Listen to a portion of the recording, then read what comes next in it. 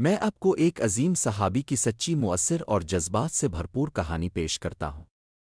یہ کہانی حضرت عبداللہ بن حذافہ السہمی رضی اللہ عنہ کے بارے میں ہے، جنہوں نے اپنے ایمان، بہادری اور صبر سے دشمن وقت کو شکست دی اور اسلام کا نام سر بلند کیا۔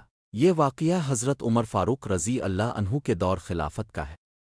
اسلامی سلطنت دن بدن پھیل رہی تھی۔ اکثر رومن بادشاہ اسلام کی بڑھتی طاقت سے پریشان تھا۔ وہ چاہتا تھا کہ کسی طرح مسلمانوں کی غیرت، حمیت اور ایمان کو توڑا جائے۔ اسی نیت سے اس نے حضرت عبداللہ بن حذافہ السہمی رضی اللہ عنہ کو قید کر لیا اور ان پر ایمان چھوڑنے کے لیے شدید دباؤ ڈالا۔ جب حضرت عبداللہ رضی اللہ عنہ کو قیصر کے دربار میں پیش کیا گیا، بادشاہ نے کہا، اگر تم اسلام چھوڑ دو تو میں تمہیں اپنا وزیر بنا دوں گا اور سونے سے بھرے محل دوں گا۔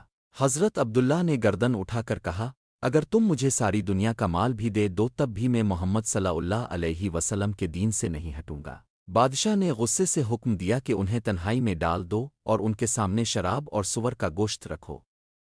چند دن بعد جب قید خانے کی نگرانی کی گئی تو حیرت ہوئی کہ حضرت عبداللہ نہ کھا رہے تھے نہ پی رہے تھے۔ پوچھا گیا، کیوں نہیں کھاتے؟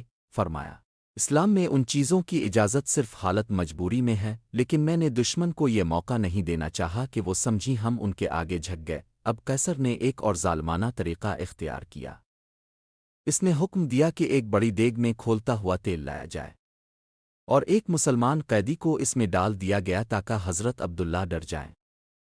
جب وہ منظر دیکھا تو حضرت عبداللہ کی آنکھوں سے آنسو بہنے لگے۔ قیصر خوش ہوا، لگتا ہے تمہارے دل میں اب بھی ڈر باقی ہے۔ لیکن حضرت عبداللہ نے فرمایا، نہیں، میں اس لیے رویا کہ میرے پاس صرف ایک جان ہے، کاش میرے جسم میں جتنے بال ہیں اتنی جانیں ہوتی اور میں ہر ایک کو اللہ کے دین پر قربان کر سکتا۔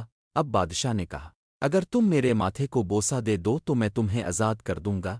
یہ سن کر حضرت عبداللہ رضی اللہ عنہ نے کہا، کیا صرف مجھے سب قیدیوں کو؟ بادشاہ بولا، سب کو چھوڑ دوں گا۔ حضرت عبداللہ نے سوچا کہ اگر میرے ایک بوسے سے سینکڑوں مسلمان آزاد ہو سکتے ہیں تو یہ سودا قبول ہے، لیکن نہ تو دل میں جھکاؤ ہوگا نہ ایمان میں کمی۔ چنانچہ انہوں نے بادشاہ کے ماتھے پر بوسہ دیا اور سارے قیدی آزاد ہو گئے۔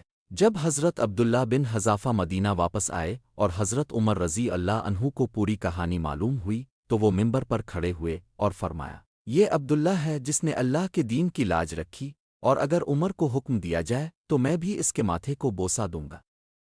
یہ کہانی ہمیں سکھاتی ہے کہ ایمان سب سے قیمتی دولت ہے۔ سچائی، صبر اور قربانی کا صلہ دنیا و آخرت میں ملتا ہے۔